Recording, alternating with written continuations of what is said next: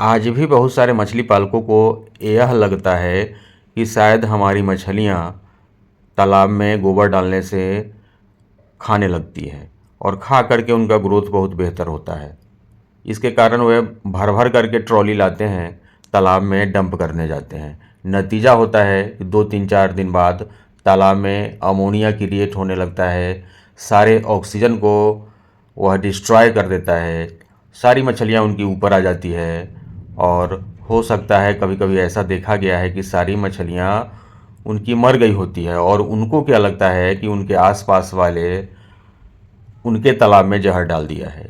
दोस्तों, आपने देखना आरंभ कर चुका है मेरा फ़िश फार्मिंग से related channel fish farming and seeds. मेरा नाम बबलू सिंह, बिहार हाजीपुर के रहने वाले।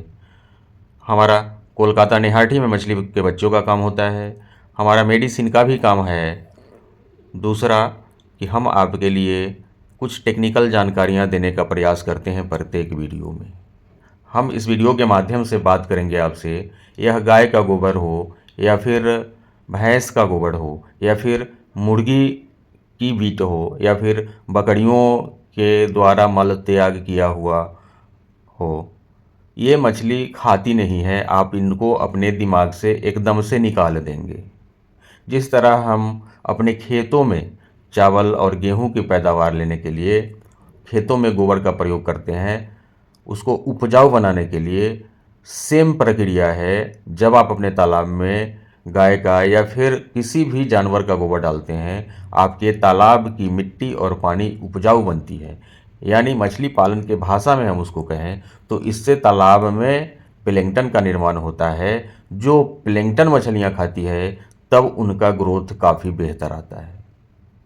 और हम चर्चा करना चाहेंगे, क्योंकि बरसात अब कई जगह गिरने लगा है, तो आपके भी तालाब में अगर पानी अब आने वाला है तो ये जो स्क्रीन पर नंबर दिखाई दे रहा है, इस नंबर पे आप कॉल करेंगे तो आपके नज़दीकी रेलवे जंक्शन, बड़े वाले रेलवे जंक्शन, अब ऐसा नहीं है कि आपके घर से सटे 1 किलोमीटर पे कोई भी हॉल्ट या छोटा स्टेशन हो, वहाँ बच्चा मांगने लगते हैं आप लोग, तो वहाँ नहीं, वैसे जंक्शन पे जहाँ ट्रेन का 10 मिनट से ऊपर का ठहराव हो, वहाँ तक हम आपके लिए बच्चा भेजते हैं। मेडिसिन, आपके तालाब में अगर अमोनिया बन गया है, आपको ईस्ट पाउडर चाहिए, मिनरल मिक्सचर पाउडर चाहिए, सारा हम व्यवस्था करेंगे।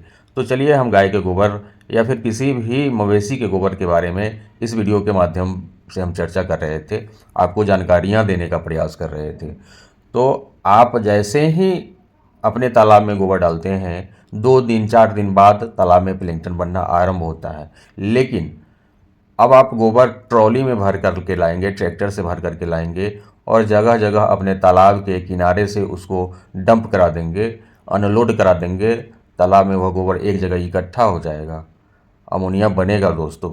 और जैसे ही तालाब में आकाश में बादल लगना आरंभ होगा, अमोनिया ज़रूर बनेगा। इस परिस्थिति को बनने से बचने के लिए आपको तालाब पर जियोलाइट और ऑक्सीजन टैबलेट अवश्य रखना चाहिए। जैसे ही आपके तालाब में अमोनिया बनेगा, ऑक्सीजन को वह मार देगा और सारी मछलियाँ ऊपर आ जाएंगी।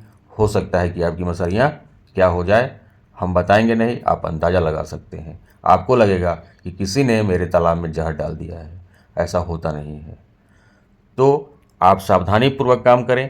गोबर में सरसों की खली आपको मिलाना है, राइस ब्रान भी मिलाना है, सिंगल सुपर फॉस्फेट मिलाना है और यूरिया मिलाना है। और इतना ही नहीं, आपको उसमें ईस्ट पाउडर भी अवश्य ही मिलाना है।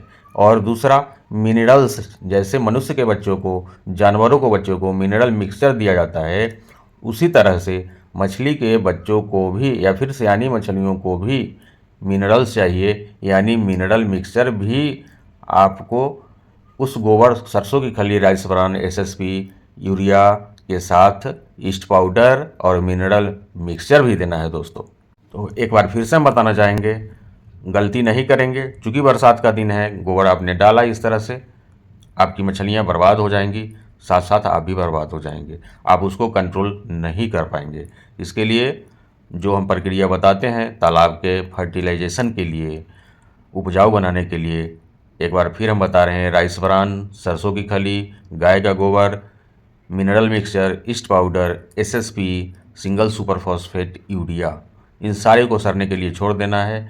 फिर 1 सप्ताह के बाद ही अपने तालाब में डालना है। यह अपने दिमाग से निकाल दें कि हम ट्रैक्टर से ट्रॉली भर भर के तालाब में डंप कर देंगे गोबर, मछली हमारी 1.5 kg हो जाएगी। यह गलतफहमी का शिकार मत हो। बच्चे मंगवाने के लिए मिनरल मिक्सचर, ईस्ट पाउडर मंगाने के लिए दिए हुए नंबर पर कॉन्टेक्ट करें। बहुत बहुत धन्यवाद।